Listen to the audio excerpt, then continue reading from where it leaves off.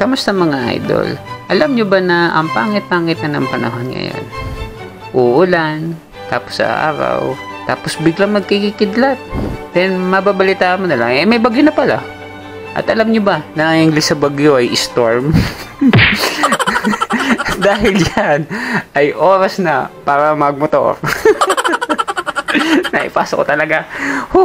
Well, alam nyo ba na naglabas si Suzuki ng bagong motor few months ago. At ito ay may pangalang Suzuki B-Storm 250 SX. Yan, naisingit, naipasok. Salamat. Ano to yung adventure motorcycle. Yan.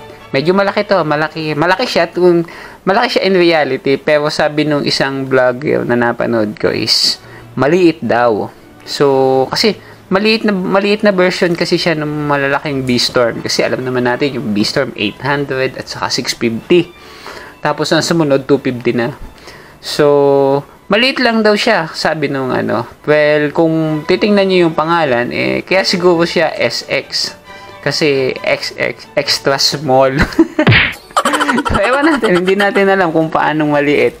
Yun ang pagkakasabi lang naman niya. So, siguro maliit dahil malaki siyang tao or maliit dahil manipis. Yun. So, kaya pag-usapan natin kung ano bang meron tong Suzuki B-Storm na to at madami ang magkakagusto at kung ano ang magugustuhan nila sa motor na ito. So, umpisahan natin siya sa kanyang makina. Yan. Kanyang makina ay 250cc na single cylinder na mayroong pole valves. Ibig sabihin, medyo malakas na to ha. Single overhead cam. Yan. Ibig sabihin, matipid. SOCS na siya. Ano ba yung ibig sabihin ng SOCS na yan? Ayan ay Suzuki Oil Cooling System. Ang ibig sabihin yan, siya ay naka-oil cool. Yan. Ang ibig sabihin pati niyan is makakaiwas ka sa coffee latte. Yan. Pag pumalya ang iyong pump, wala kang coffee latte kasi wala kang coolant. Yan ngayon yung nagiging problema ngayon ng mga di coolant. Nagkakameron sila ng coffee latte. Pag naghalo yung coolant at saka yung langis nila, dahil pumalya ang seal ng kanilang mga pump, nagkakameron sila ng coffee latte. Isa pa nga dito ay naka-fuel injector na siya. Yan, FI na. Tapos, meron pa silang isa pa yung SEP. Ano ba ibig sabihin ng SEP niya? Ang ibig sabihin po ng SEP na yan ay Suzuki Eco Performance. Ibig sabihin po niyan is malinis na yung hangin. Kumbaga meron siyang eco-friendly processing na ginagawa para masunog ng maayos yung gasolina. At naka 6-speed transmission din to. Yan, di ba? Ganda ng makina niya, di ba? Maganda yung makina para sa kanya. Yan ang meron ang makina ng motor na ito. Next natin pag-usapan na yung kanyang suspension. Well, ang suspension niya ay naka-telescopic fork lang siya sa unahan. Hindi pa siya yung inverted, pero malaki naman yung diameter. Ibig sabihin nun, capable siya para sa mga off-roading activities. Naka-single disc brake siya na may gulong na 100 by 90 by 19. Yan, 19 inches yung laki ng mugs niya. Ibig sabihin, malaki ang gulong niya sa unahan. So, next is naka-monoshock sa likod. Parang hindi ata siya naka-prolink suspension. Yung meron yung prolink setup. Parang hindi ganun yung setup niya. Tapos, naka-single disc din siya sa likod. Then, may 140/70 by 17. Mas maliit yung likod sa isa sa una. Ang ibig sabihin nun, yung nasa unahang gulong is pass rolling at yung nasa likod na gulong is pass running. Tama ba? Parang ganun yun yun ang yung parang kadalasan sa mga enduro to nilalagay yung mga ganitong setup. Magkaibang unahan at saka ang likod. At eto pa. Dahil malakas ang makina neto, ay nilagyan nila ng abs. Yan. May abs na itong motor natin. Hindi lang isang abs ang nilagay nila. Dalawa pang abs. Ibig sabihin, una at likod ay merong ABS para sa control nyo yung pagpapatakbo. Siyempre, pang braking, maganda ang inyong braking system. May abs kayo, may di ba? Maganda ang inyong takbuhan. Kahit mapa trail o mapa off-road, mapa road o mapa basa o mapa magandang bagay na yun kasi una at likod mo is parehas may ABS. So, maganda ang performance na ito. So, yan ang kinaganda nitong motor na ito. So, next natin pag-usapan na yung kanyang panel. Yan. Meron na siyang digital panel at kitang-kita nyo na yung mga instrumental panel. May mga kung ano-ano pang mga nakasulat diyan. speedometer, acceleration, meron pang fuel at saka battery, kung ano-ano pa. Tapos meron namin siyang LED headlight. Yan, para kitang-kita ka sa kadiliman. LED headlight. Meron namin siyang LED tail light para pag preno mo, isilaw na sa likod mo.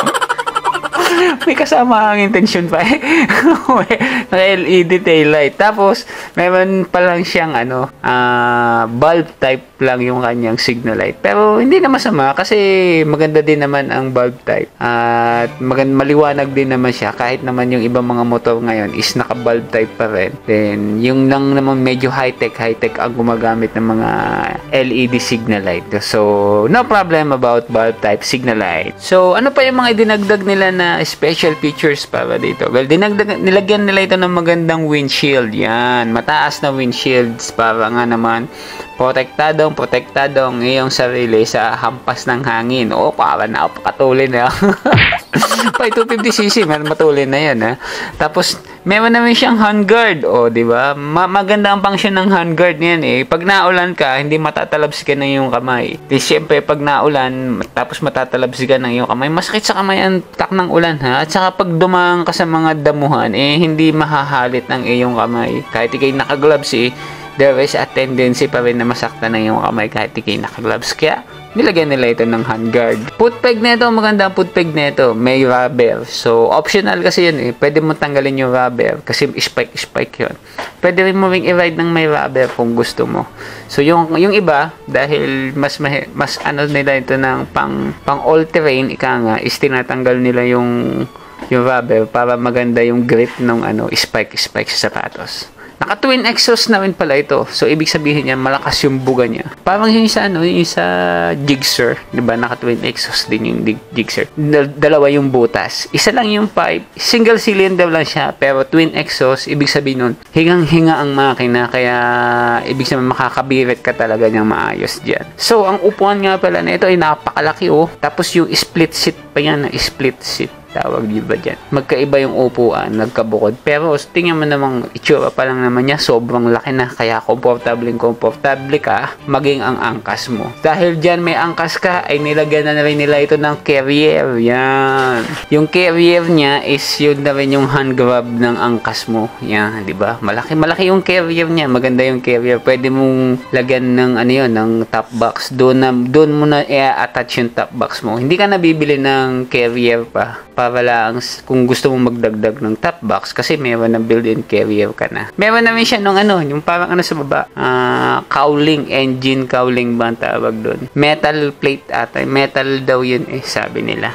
Medyo maliit lang siya kung tutusin pero much better na meron kaysa wala, di ba? Kasi siyempre gagamitin mo to in all terrain. Mapapadaan ka sa graba, mapapadaan ka sa putikan, mapapadaan ka kung saan-saan. So, maganda na rin yung may ganun kahit maliit. Siguro optional na lang, pwede mong lakhan yun. O kaya, laparan mo ng konti, di ba? Para maganda.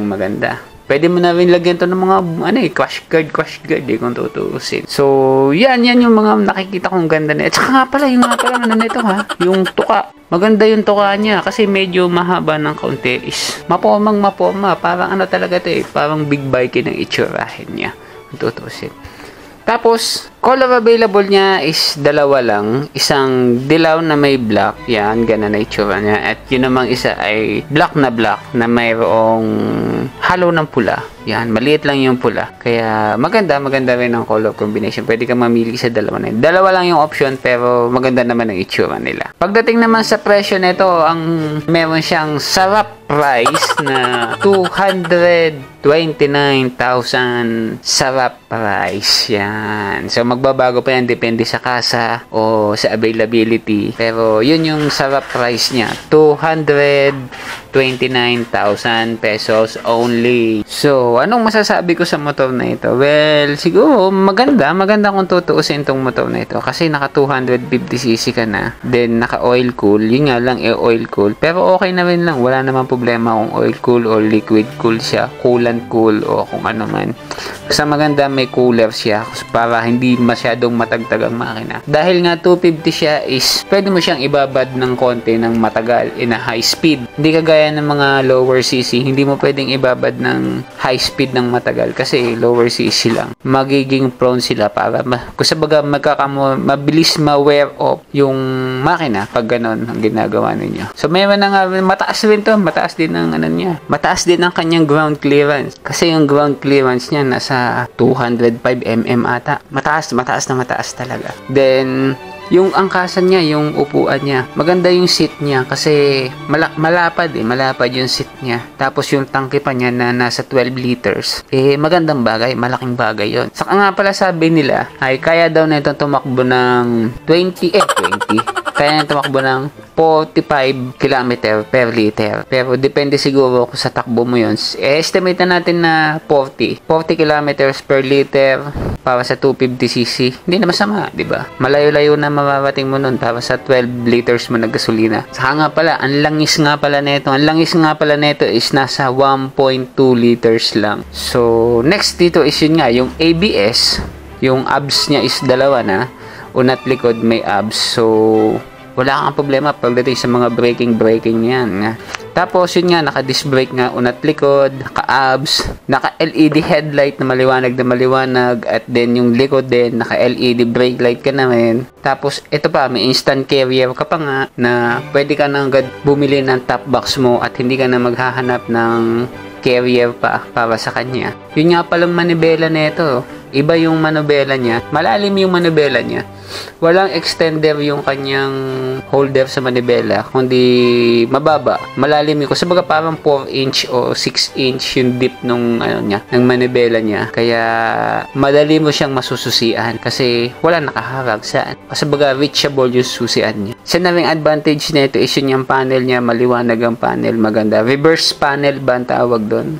Kung yung puti ang ilaw, yung ganun. So, yun. At saka yun nga pala, yung combination ng gulong niya is yung likod is 17 and then yung likod is 19. Ibig sabihin yan, fast rolling nga sa mga mountain bike, nga yan mallet ang tawag nila. Ibig sabihin nun, malaki ang gulong sa una kaysa sa likod. So, yun lang naman ang mga info na nakuha ko sa motor na ito. And kung bibili ba ako nito? Depende siguro sa paggagamitan.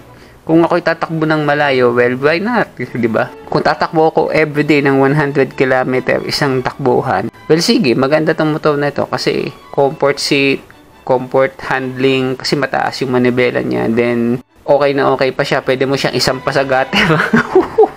Tinuruan na ng mga mote sa sampasagate.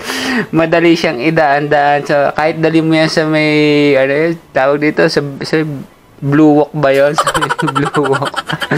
Sa may moonwalk. Kahit dali mo siya sa may moonwalk, yan. Hindi ka mamumblema kasi mataas yung ground clearance niya. O, diba? Tapos may abang na area pa. Pero maganda siya talaga kung tutusin.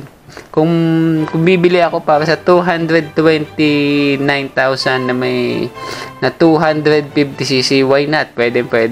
Pero kung wala kang budget, edi pag-isipan mong mabuti kung kailangan mo talaga ng adventure bike.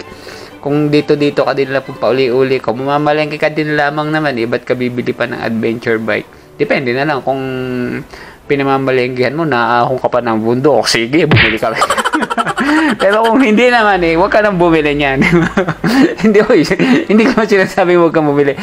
Ang papasahan bumili ka ng motor na naangkop sa ginagawa mo. Yun lang naman ang para sa akin. Pero sa halagang 229,000, well, sulit na itong Suzuki na ito. Suzuki B-Storm 250 SX. Yeah. Sulit na.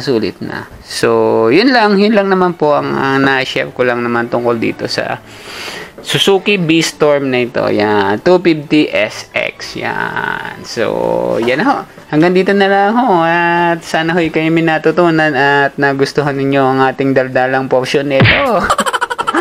At abang-abang pa pala kayong mga idol at madami pa tayong i-discuss, i-discover pa ng mga bagong model, lumang model na re-reviewin at mga kung ano-ano pang mga motor na makikita natin na pakaalat-kaalat diyan ating pag-uusapan. So, salamat nga pala doon sa mga nagsusubscribe at sa mga nanonood. Sa nagsusubscribe at nanonood.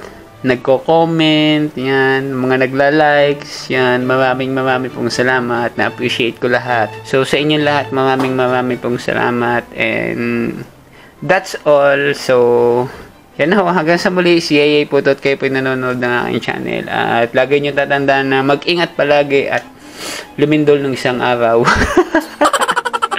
So, yan ho, si Yayay po at kayo nanonood ng aking channel. Maraming pong salamat. Bye-bye!